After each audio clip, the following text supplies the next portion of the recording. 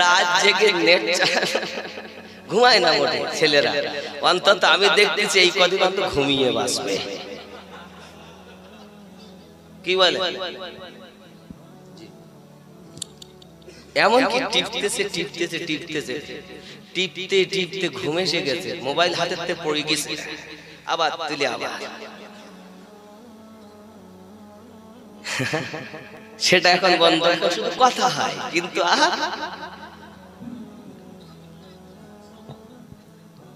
আচ্ছা বলুন, বেলডাঙ্গার আসর পুরো মুর্শিদাবাদে হয়েছে না? আমি নদিয়া পার করে যেই মুর্শিদাবাদে লাইনে ঢুকেছি আমার নেট আউট ব্যাপার কি কাছায় না। তাদের মৌলভী সাহেব বুঝতে পারেনি আসর হয়েছে। কিসের আসর? ওই যে বেলডাঙ্গায় গালি দিয়েছে আল্লাহর নামে, আল্লাহর মায়ের নিয়ে যে একটা নোংরা কথা বলেছে। আরে আল্লাহ তো মাই না, তো তো এমনি মিথ্যাবাদী। কি বলে আল্লাহর কি মা আছে, বাপ আছে? না, তারা আল্লাহর রাসূল আমাদের স্পষ্ট জানিয়েছেন যেটা আল্লাহ বলেছেন, লাকুম দীনুকুম ওয়ালিয়া দীন, নাকি? ওরা এই কথা বলেছে, লিখেছে। আর এগুলো খুব রাজনীতিবিদের কাজ। আপনি মনে করবেন না যারা কাজ করেছে ওরা, পিছনে আলাদা শক্তি মাদার দিয়েছে। আমি রাজনীতি বক্তব্য দেই না, আমি খালি ব্রেনে ঢুকাচ্ছি কথা, বুঝতে পেরেছেন? আমি রাজনীতি বক্তব্য দেই না, তো এর পিছনে ইন্ধন আছে। কারণ আমিনুদ্দিন যদি কিছু করে তাহলে মৌলবী শত্রু, মৌলবী আর এক মৌলবীর খারাপ লাগবে, মিস্ত্রি শত্রু মিস্ত্রি, দোকানদারের শত্রু দোকানদার, চাওয়ালার শত্রু চাও, মাইকওয়ালা শত্রু মাইকওয়ালা। এই মাইকওয়ালার মাইক দিয়েছি ভাড়া করি, ও খুব পারে, তুই ওই মাইক দিয়েছিস কেন? আমি আরো 500 টাকা কম লিতুম, ঠিক না? রাগ করেন নাকি বাবা? বলবো আমি। তাহলে আমরা একদম স্পষ্ট বুঝতে পারলাম, রাজধানীতে যদি কোনো অসুবিধা হয় তার আসর পুরো পশ্চিম বাংলায় পড়বে না? পড়বে না? পড়বে কি? তো আমাদের মানব দেহের রাজধানী আছে, এই মানব দেহের রাজধানীটার নাম হলো কলব। কি কি? কলব। মানুষ যখন একটি গুনাহ করে তখন তার কলবে একটা শস্য দানা মতো, সরিষা মতো ছোট একটি দানা রোপণ হয়। মনে করুন আমি সকালবেলা উঠে একটি গুনাহ করেছি, এমন সময় ফেরেশতারা লিখতে চায়, এই ভাই থাম, যদি জোহরে নামাজ পড়তে গিয়ে তওবা করিলে তাহলে তা তো লিখতে হবে না, তাহলে তো আবার জোহর হয়ে গেল, আল্লাহর বান্দা বান্দি নামাজেও গেল না গো, লিখি। ভাই একটুখানি দাঁড়া ভাই, আসরও তো পড়তে পারে, আসরও তো তওবা করতে পারে। আসর গেল, সেও হলো না, আর একটু অপেক্ষা কর বাবা, মাগরিব পর্যন্ত দেখ ভাই, মাগরিব হলো তাও তওবা করলো না, এশা পর্যন্ত দেখ না ভাই, একটু অপেক্ষা করলে আবার লিখতে হবে তোর। এশা অবধি দেখেছে। কে বলছে? যে ভালো লেখে সে বলছে ভাই একটু দাঁড়াতে, খারাপটা লিখতে হবে না। এশা গেল, আল্লাহর বান্দা আল্লাহর বান্দি এশার নামাজ নাই, তওবা নাই, রাস্তাঘাটে ঘুরি ফিরি, ক্যারাম বোর্ড খেলি, মদের দোকান, চায়ের দোকান, আড্ডা মাড্ডা মেরি বাড়ি এসে তো ধারে এশার নামাজ পড়িনি, এত রাত হয়ে গেল, এখনো তো টাইম যায়নি, এশার ওয়াক্ত আছে, দাঁড়া। বাড়ি এসেছে আল্লাহর বান্দা বান্দি, বাড়ি এসে হাত মুখ ধুয়েছে, বিবিকে দে খেতে দে, তাহলে খাচ্ছে, লিখি। ও তো পড়বে না, হাত মুখ ধুয়েছে তা উযু করিনি, হাত মুখ ধুয়েছে মানে নামাজ পড়বে না, লিখি না, দাঁড়া। খাওয়া দাওয়া হইলো, বলে জায়গা কই, জায়গা নিয়েছে, দিয়ে মোবাইল টিপতেছে, লিখি। ভাই দাঁড়া না ভাই, হতো তো পারে মোবাইলটা রেখে ঘুমানোর আগে নামাজ পড়িতেই ঘুমাবে, তওবা করে ঘুমাবে, এখন আল্লাহর বান্দা আল্লাহর বান্দি মোবাইল টিপতে টিপতে ঘুমিয়ে পড়েছে। ফেরেশতা তখন আফসোস করে বলে, হায় হায় ভাই, আমার আর কিছু বলার নাই, এবার তুমি লেখো। সকালবেলা পাপ করলে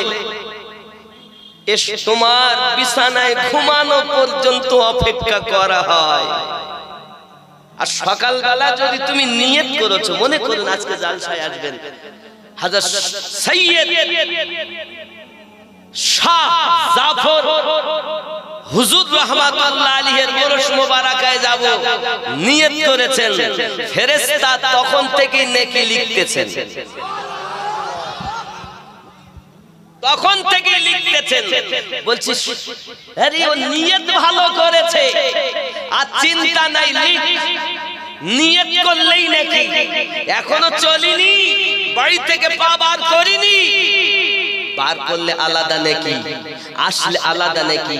আসার পরে দুটি কথা ইসলামের জন্য নিলে, আল্লাহ আল্লাহ রাসূলের ভালোবাসার জন্য নিলে আলাদা নেকি, কিন্তু নিয়ত করার সাথে সাথে নেকি লেখা আরম্ভ হয়। আমি সুবহানাল্লাহ সুবহানাল্লাহ এটা চাচ্ছি যে গুনাহ করলে অপেক্ষা করা হয়, আর নেকি নিয়ত করলেই লেখা শুরু হয়ে যায়। সুবহানাল্লাহ সুবহানাল্লাহ। তারপরও আমরা হতভাগা, আমরা একবারও নেকির পথে নাই, শুধু গুনাহ, শুধু গুনাহ। আমার জওয়ান যুবক সোনা মানিকের, আপনি এখন তওবা করলেন, ওই সরিষা দানা পাপ আপনার আস্তে আস্তে বৃদ্ধি পেয়ে গেল, আপনার কলবটাতে মরিচা ধরে গেছে। বাবা, আমার নবী ওযু করার কথা বলেছেন, আল্লাহ পাক তাহারাতের কথা বলেছেন। তাহারাত মানে শুধু উপর ধোয়া ধোবির কাজ নয়, উপরও তুমি ধোবে, ভিতরও তুমি ধোবে। এখন কিভাবে ধোবো? আব্বা আমার বলে পিড়ি তো ধরা যাবে না, তাহলে ধোবো কেমনে? ও আমার যুবক, খেয়াল করেন, দেখেন, এর জন্য আমি গজলে বলি, সময় থাকতে পীর ধর্ম দাখিল হইয়া তরিকায়, সময় থাকতে পীর ধর্ম দাখিল হইয়া তরিকায়, পীরের হাতে বায়াত হইলে নবীর উম্মত তারে কয়। সময় থাকতে পীর ধর্ম দাখিল হইয়া তরিকায়, বায়াত হইলে পীরের হাতে দেখা হবে রাসূলের সাথে। সুবহানাল্লাহ। বায়াত হইলে পীরের হাতে দেখা হয় রাসূলের সাথে, যাইয়া দেখো হাকিকাতে আল্লাহ রাসূল এক জায়গায়। সময় থাকতে পীর ধর্ম দাখিল হইয়া তরিকায়। খেয়াল করেন, তোমার পীরকে রাইখা দূরে যাও যদি অন্য দরবারে, তোমার পীরকে রাখিয়া দূরে যাও যদি অন্য দরবারে, দিবে না কিছু তোমার যদি সে আসল পীর হয়। সময় থাকতে পীর ধর্ম দাখিল হইয়া তরিকায়। এই দুনিয়ার যত শিক্ষা তার উপরে পীরের দীক্ষা, এই দুনিয়ায় যত শিক্ষা তার উপরে পীরের দীক্ষা। পাশ করিলে ওই পরীক্ষা আমার থাকে দুনিয়ায়। সময় থাকতে পীর ধর্ম দাখিল হইয়া তরিকা। কথা বুঝতেছেন? তাহলে যারা এই পৃথিবীর জমিনে পীর ধরেছেন আসলে তারা খাঁটি। মালিক বিন দিনার, ওই দিনার সব মাছের আলী বলবো না, ছেড়ে দিন। আব্বা আমার, আমি চাই আপনারাও আল্লাহ, আপনারাও নবীওয়ালা। জানি না কার জীবনের শেষ জলসা আব্বা। ওরে আমার জওয়ান যুবক সোনা মানিকের, মালিক বিন দিনার এমন আল্লাহওয়ালা ছিলেন, সেই থেকে ওনার নাম মালিক বিন দিনার হয়ে গেল।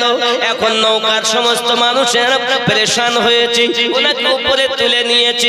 মাঝি ভাই যাইয়া বলে, আয় মালিক বিন দিনার, তুমি আমাকে মাফ করে দাও, আমি তোমাকে চিনতে পারিনি, আমি তোমাকে বুঝতে পারিনি, তুমি যে আল্লাহওয়ালা।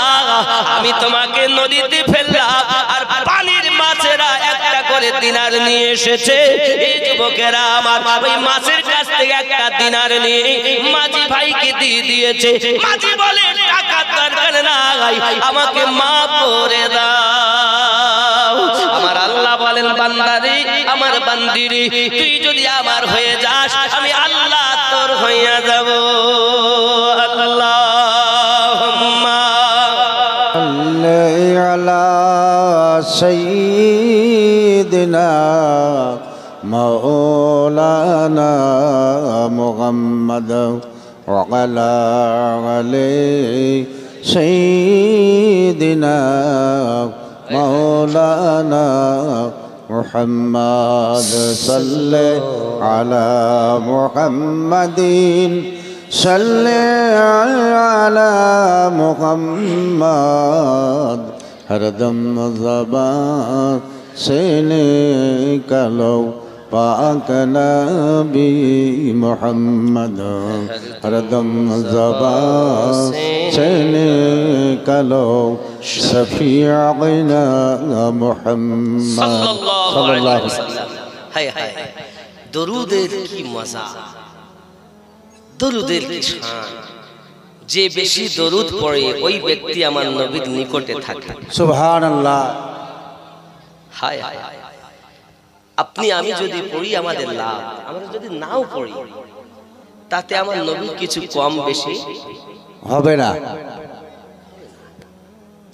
মহান আল্লাহ পাক বলেন আমি নিজে দরুদ পড়ি, আমার ফেরেশতাদের দ্বারাতে দরুদ পড়াই, তোমরাও দরুদ পড়ো। দুটি কাজ যদি মানুষ করে আল্লাহর সঙ্গে সামঞ্জস্য হবে। একটি হলো আমার নবীর মিলাদ পড়া, একটি হলো নবীর উপরে দরুদ পড়া। এই দুটি কাজ আল্লাহর সঙ্গে মানুষ সামঞ্জস্য। যদি বলেন হুজুর মিলাদ পড়া কি জায়েজ, আমি বলি বাবা আপনি জায়েজ কি না জায়েজ পরে শুনবেন, আগে শুনুন কোরআন মাজিদে মিলাদ আছে কিনা। হ্যাঁ বাবা আছে, 9টি সূরার মধ্যে আমার আল্লাহ আমার নবীর মিলাদ নিজে পাঠ করেছে। সুবহানাল্লাহ। এক নাম্বার দলিল কোরআন মাজিদ, 3 নাম্বার সূরা, সূরাটির নাম সূরা আল ইমরান, আয়াত নাম্বার 81। মহান আল্লাহ পাক আল্লাহ তাআলা আমার নবীর মিলাদ নিজে পালন করেন। কেমন ভাবে পাঠ করেন? 1,23,999 জন নবীগণের রূহকে একত্রিত করে আল্লাহ পাক ওই মাহফিলের সভাপতি হয়ে আমাদের নবীর মিলাদ পাঠ করেছেন। আল্লাহর কোরআন সূরা আল ইমরান আয়াত নাম্বার 81। যদি না থাকে আমার হাত কেটে লাও। আর কিছু বলবো? নিজে আল্লাহ মিলাদ পাঠ করেছেন কিভাবে? বিসমিল্লাহির রহমানির রহিম।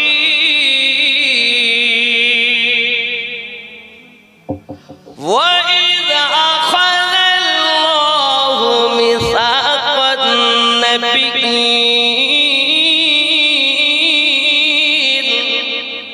লামা আতাইতুকুম الكتاب والحكمة ثم جاءكم رسول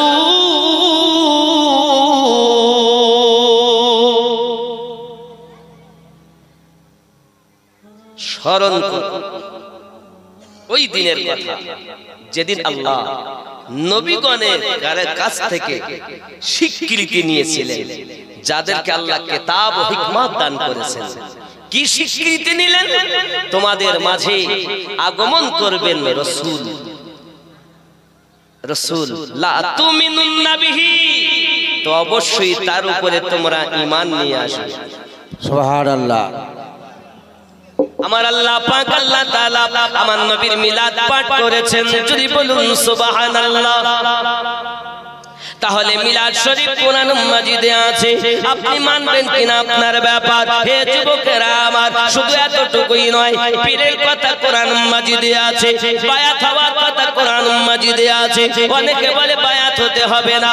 হে বাবাজি আমার, আল্লাহ পাকের কোরআন সূরা আল ফাতহ আয়াত নাম্বার 10 আল্লাহ পাক ঘোষণা দিলেন, বিসমিল্লাহির রহমানির রহিম, ইন্নাল্লাযীনা ইউবাইউনাকা ইন্নামা ইউবাইউনাল্লাহ ইয়াদুল্লাহি ফাওকা আইদিহিম। হে বাবাজি আমার, আল্লাহ পাক নিশ্চয় ঘোষণা দিয়েছে, নিশ্চয় যে বাজাহারা নবী আপনার কাছে বায়াত গ্রহণ করেছে, তারা আমি আল্লাহর কাছে বায়াত গ্রহণ করেছে, আপনার হাতের উপরে আছে আমি আল্লাহ পাকের কুদরতি হাত। বোঝা গেল নবীর কাছে বায়াত হওয়া, আল্লাহর কাছে বায়াত হওয়া। আরো জোরে বলুন সুবহানাল্লাহ।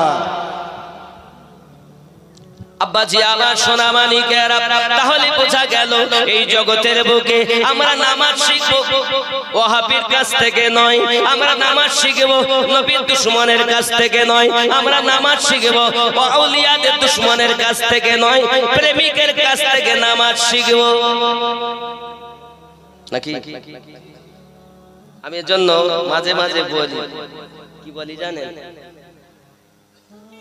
নামাজ হইল না রে তোর, নামাজের নিলি না খবর, মন তুই ধরলি নামাজ, পড়লি নামাজ সারা জীবন ভোর, নামাজ হইল না রে তোর, নামাজের নিলি না খবর। মসজিদেতে আজান দিলে সবার আগে যাও, মসজিদেতে আজান হলে সবার আগে যাও, মসজিদ থেকে বাইরে এসে সুদের টাকা খাও, নামাজ হইল না রে তোর, নামাজের নিলি না খবর, মন তুই ধরলি নামাজ, পড়লি নামাজ সারা জীবন ভোর, নামাজ হইল না রে তোর।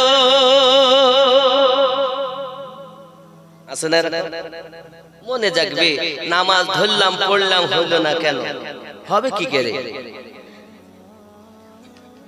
পায়জামা পাঞ্জাবি টুপি সবই তোমার সাদা, পায়জামা পাঞ্জাবি টুপি সবই তোমার সাদা, মনের ভিতর দিল পরিমাণ থাকলে তোমার কাদা, নামাজ হইল না রে তোর, নামাজের নিলি না খবর, মন তুই ধরলি নামাজ, পড়লি নামাজ সারা জীবন ভোর, নামাজ হইল না রে তোর, নামাজের নিলি না খবর। মন খারাপ হবে না? ধরলাম পড়লাম হইল না। আরো দেখুন নামাজের যা অবস্থা, হে নামাজের ভিতরে তোমায় মশায় কামড় দিলে, নামাজের ভিতরে তোমায় মশায় কামড় দিলে, মশা তুমি আগে মারো রুকু সিজদা ফেলে, নামাজ হইল না রে তোর, নামাজের নিলি না খবর। নামাজ পড়তে গেছে মশা কামড় দিয়েছে, তা আগে মশা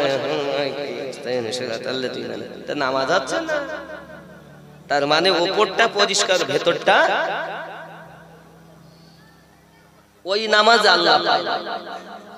আল্লাহ পাক রব্বুল ইজ্জত বলেন, বিসমিল্লাহির রহমানির রহিম, ইন্নাস সালাতা তানহা আনিল ফাহশাই ওয়াল মুনকার, নিশ্চয় নামাজ বেহায়াই পরিকর্ম থেকে, খারাপ কাজ থেকে মানুষকে বাঁচিয়ে রাখে। বেটা নামাজ পড়ে সুদ খায়, নামাজ পড়ে দাড়ি কাটে, নামাজ পড়ে আলো ঠেলে, নামাজ পড়ে আবার পরীর গীবাত করে। বুঝতে হবে বেটা ঠুকতে জানে, ভিতর পরিষ্কার করতে জানে না। ভিতর পরিষ্কার করেছে যারা, আল্লাহর ওলির কাছে বায়াত হয়েছে তারা। সুবহানাল্লাহ সুবহানাল্লাহ। সবার দ্বারাই হয় না, সব নামাজি ইমানদার নয়। আপনি হয়তো বলবেন হুজুর নামাজ পড়ে ইমানদার না, না। এই কোরআন শরীফের 49 নম্বর সূরা, সূরাটির নাম সূরা হুজুরাত, আয়াত নাম্বার 14 তে আল্লাহ স্পষ্ট করে দিয়েছে। আব্বাজি আমার সোনা মানিকেরা, মালিক বিন দিনার বড় আল্লাহ ওয়ালা ব্যক্তি, আল্লাহর ইবাদত বندگی করেন। উনি এমন ইবাদত বندگی করেন বাবা, উনি রাস্তায় চলে যাচ্ছেন। হে বাবাজি আমার, একজন ধনী ব্যক্তি আপনার কিনা কিছু লোক দেখলেন আপনার কিনা এসে এক জায়গাতে তাঁবুর ভিতরে মানুষেরা এসে পালা করে আপনার কিনা সবাই কান্নাকাটি করে আর বলে, বাবা তোমার এমন অবস্থা, আমরা তোমাকে কোনোভাবে বাঁচাতে পারলাম না। আব্বা আমার চলে গেল 400 লোক, আবার এলো 200, তারাও একই কথা বলে। আব্বা আমার তারপরে বাদশা এলো, সেও কান্নাকাটি করে। জিজ্ঞাসা করেন মালিক বিন দিনার তার বন্ধুর কাছে, কে এমন করে কেন কাঁদে? বলে শোনো, ইনি ছিলেন একজন রাজা, রোম দেশের বড় সম্রাট। এই রোম সম্রাটের একটি মাত্র পুত্র, সে সই আপনার মারা গিয়েছে, অসুখে মারা গিয়েছে। কত টাকা পয়সা তার রয়েছে, কিন্তু টাকার বিনিময়ে তাকে বাঁচাতে পারিনি, কবিরাজ এনে তাকে বাঁচাতে পারিনি, সব দিকে চেষ্টা করে বাঁচাতে পারিনি, আখিরাতে পাই দিয়েছে। এই জন্য তার পিতা কান্নাকাটি করে। মালিক বিন দিনার বলে, দুনিয়া যখন আমার কাজে লাগবে না, এই দুনিয়া যখন আমার পরীক্ষার স্থল, তাহলে আমি মালিক বিন দিনার আজ থেকে ওই রবের ইবাদত করব যে রব আমাকে মানুষ রূপে জগতে পাঠিয়েছে। মালিক বিন দিনারের জীবন পাল্টে গেল। যুবক আমার, গুনাহ আপনি যতই করেন না কেন, আপনি একবার সাজদা দিলে তওবা করে আল্লাহ maaf করে দিবেন। জানেন না বাবা, কখন কার জীবন পাল্টে যাবে। আল্লাহ পাকের একজন বন্ধু, যার নাম হলো ইব্রাহিম বিন আদম। বাবা আমার বালাক শহরের বাদশা আরামের বিছানাতে ঘুমাচ্ছেন, ছাদের উপরে আওয়াজ, খটমট আওয়াজ। কে তুমি ওখানে? আওয়াজ করো। বাদশা ঘুমায়, ওপর থেকে আওয়াজ আসতেছে, আমি আমার একটা উটনি হারিয়েছি, তাই খুঁজতেছি। সঙ্গে সঙ্গে বাদশা বলেন, উট কি আবার ছাদের উপরে পাওয়া যায়? উট তো জঙ্গলে, ময়দানে, দুনিয়ায়, জমিনে খুঁজতে হবে, ছাদের উপরে কি উট পাওয়া যায়? আওয়াজ আসতে চাই, ইব্রাহিম বিন আদম, আমি যদি উট ছাদের উপরে না পাই, আরামের বিছানায় কি কখনো আল্লাহ পাওয়া যায়? মালিক বিন দিনারের একটুকু কথা যখন কানে এসে গেল, জীবন পাল্টে গেল রে বাবা। একটি কথাতে বালকের সম্রাট ইব্রাহিম বিন আদমের জীবন বদলে দিয়েছে।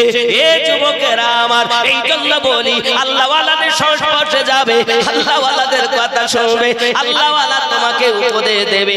ওই উপদেশ মোতাবেক যদি জীবন গঠন করতে পারো, এহ জগতে লাভ হবে, পর জগতে লাভ হবে। কত বড় পাপী আপনি! একবার যদি সাজদা দিলে আপনি চিন্তা করে দেখেন, আপনার জীবন পাল্টাতে বাধ্য। বনি ইসরাইল কওমের মধ্যে একজন বড় জালিম ছিল, জালিম, বড় পাপী। এখনকার হিসাব করলে 50 থেকে 60 লক্ষ টাকা ও আইয়াশি করে উড়িয়ে দিত। নিত্য নতুন মহিলা সুন্দরী কিনে আনতো আর তাদের ভোগ বিলাসে উড়িয়ে দিত টাকা 50 থেকে 60 লক্ষ টাকার মতো প্রতিদিন। বিশাল ধনী।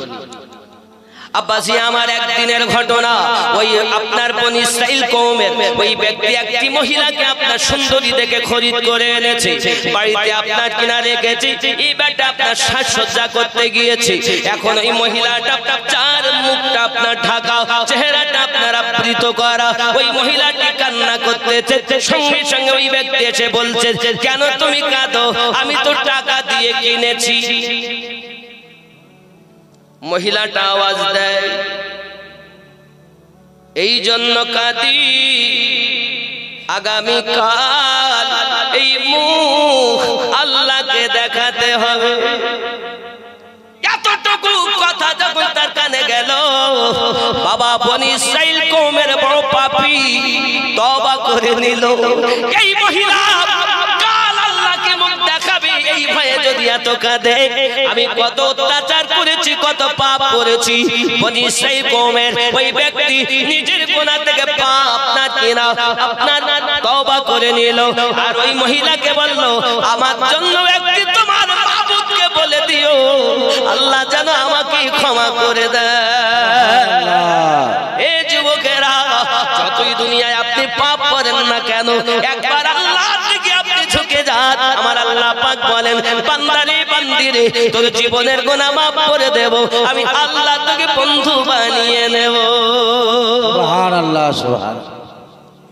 যুবকরি, কখনকার জীবন পাল্টে যাবে কেউ বলতে পারে না, কখনকার জীবন বদলে যাবে কেউ বলতে পারে না। এই জন্য বলি বাবা, আল্লাহ ওয়ালাদের কথা আপনারা শুনুন। হযরত মালিক বিন দিনার রাহমাতুল্লাহ আলাইহি, আল্লাহ গো প্রিয় বন্ধু, তিনি আপনার ইবাদতে মশগুল হয়ে গেলেন, রিয়াজাতে মশগুল হয়ে গেলেন, খাওয়ার দিকে কোনো খেয়াল ছিল না। রাতকে রাত, দিনকে দিন তিনি ইবাদত বندگی করতেন। যুবকেরা, হযরত মালিক বিন দিনার রাহমাতুল্লাহ আলাইহি এই সরজমিনে দুনিয়াতে আপনার কিনা উনি ইবাদত বندگی করি চলেছেন। হে বাবাজি আমার, সুন্দর খাবার কখনো উনি খাননি। আব্বা আমার না খাওয়ার পর মনের ভিতরে একবার আশা জাগলো, অনেকদিন তো গোশত খাওয়া হয়নি।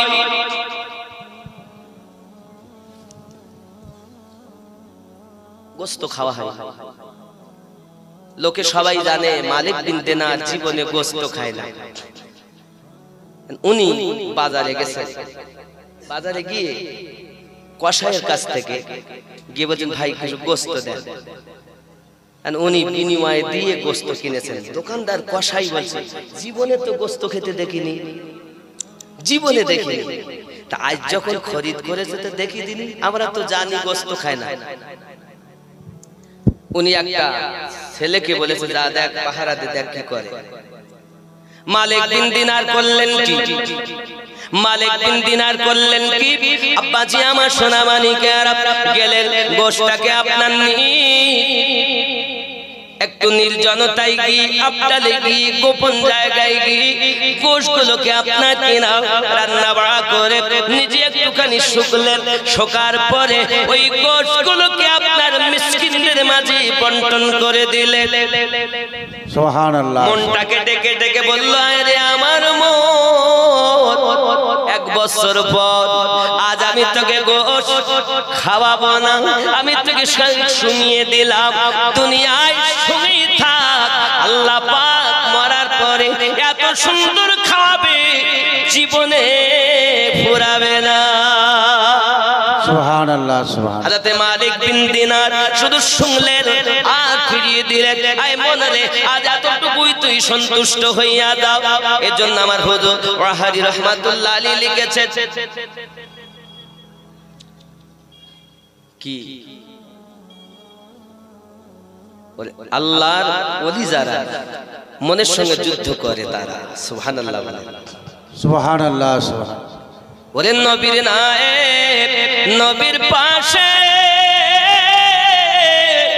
দিবানিশি থাকে বসে রে, নবীর নায়েব, নবীর পাশে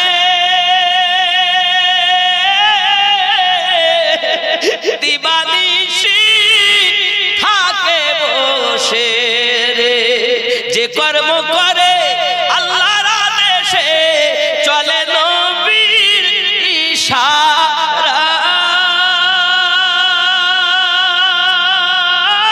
ইশারায়, পীরের কাছে সবই পাবি, পীর যদি কামেল হয়। সুবহানাল্লাহ, সুবহানাল্লাহ। ঠিক নেই, পীর যদি কামেল হয় সব পাবে, আর পীর যদি কামেল না হয় কিছুই। বলে কতজন এ পথে আসি, কারো হতে হলো দাস দাসী রে, কেউ বা বনে গেল এ পথে আসি, কারো পীর করিল বিদায়, পীরের কাছে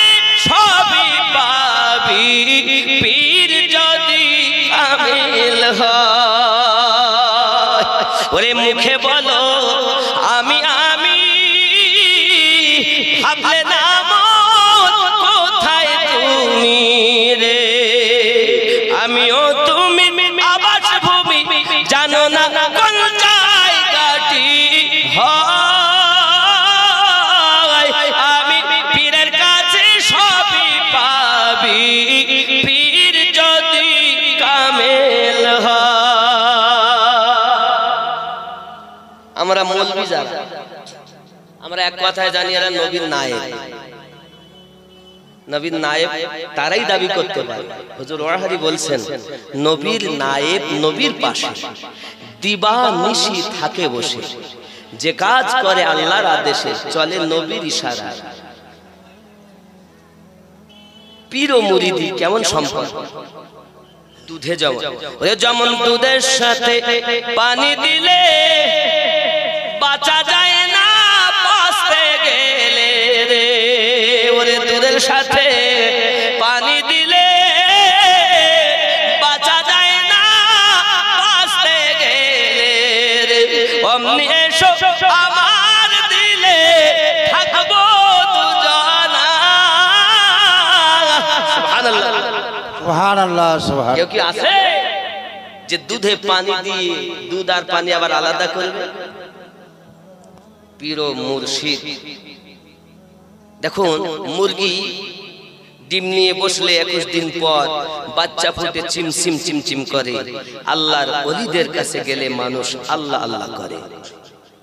শর্ত দুটো জিনিস নিয়ে যাবে আল্লাহর ওলির দরবারে, অগাধ ভক্তি মানে বিশ্বাস, আর ওই দরবারে কুত্তার থেকে নিজেকে ছোট মনে করে যাবে।